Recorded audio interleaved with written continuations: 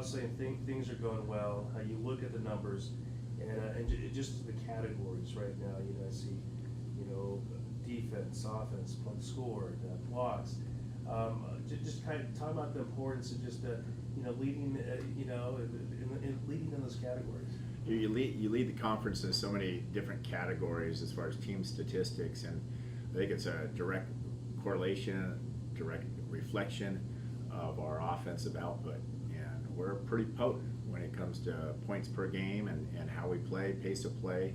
It's obviously very productive. It's getting us a lot of wins. It makes the opponents back on their heels, and very entertaining to our fan base. Talk about, last week, you guys got your revenge, wins against Sonoma and San Francisco State. You guys want to win, but did they feel even a little bit more better just to kind of two losses that, teams that you lost to earlier in the conference season? Yeah, it was great to get a little payback, and it felt good. Our players are proud of that, and felt like we evened the score. And if we see those teams in the CC2A tournament, if we're fortunate enough to make that, I'm sure it'll be round 3. It'll be a deciding factor to scale on those particular teams, and we suspect they'll be in those playoffs, that tournament, because they're very good as well. You guys playing much better now than when you guys started. Do you guys have a mentality that you don't care who you're facing, but you're going to have a pretty good outcome facing, no matter whoever it is? It doesn't matter who we're playing, because everybody is good top to bottom in this conference. Bottom league teams like Cal State Dominguez Hills, who we play Saturday night, has beaten recently Sonoma State, who held the top spot in our conference for a few weeks to start the season. So it's top to bottom, a national power conference that does a heck of a job as far as scouting and preparing their teams night in, night out. So playing one game at a time and taking a look at your next opponent is the key.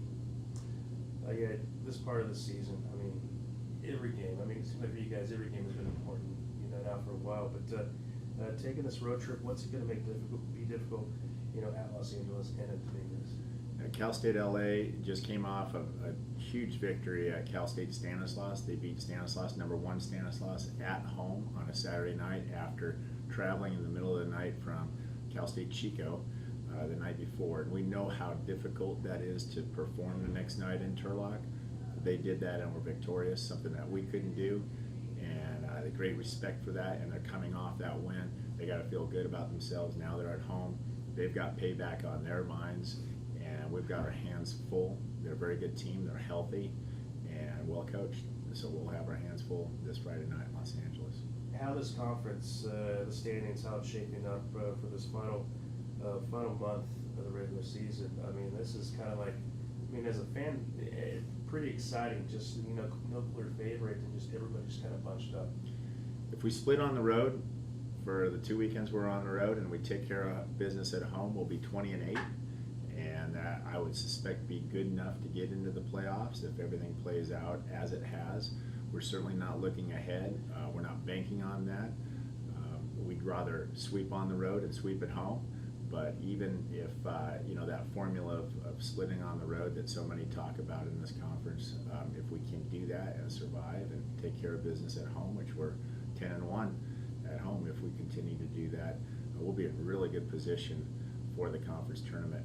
Whether you're a 6th seed or 1st seed in the conference tournament, look out, because everybody is about an equal playing field. At least we feel that way going into that tournament.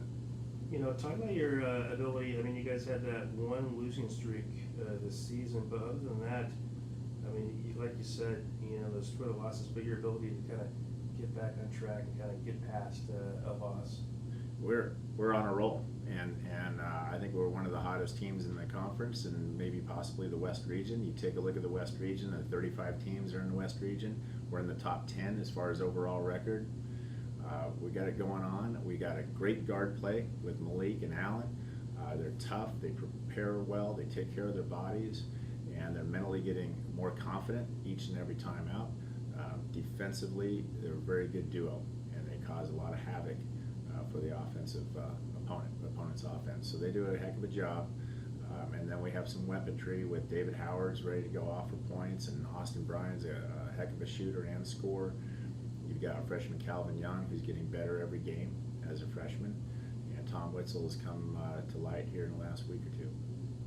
All right. Coach, before this, obviously, you're throwing all these number one stats at us, and do you feel that attention to detail is a large part, or how big of a contributor to that success has that been in making sure all parts of the game are to the level it needs to be? You know, it really starts with the defensive effort and being able to pressure that basketball, whether it's in the full court 94 feet or in the half court. And when you get that pressure, it gets the other team out of sync with their patterns offensively. And it also, we get deflections and we get steals and we get long rebounds by bad shots taken because of our defenses is doing so well. And that really fuels what we're trying to do, and that's play up-tempo, open court basketball and convert fast breaks. And so that's what it's done. It's working for us. We certainly don't plan on changing our style for anybody, and they're going to have to deal with that when we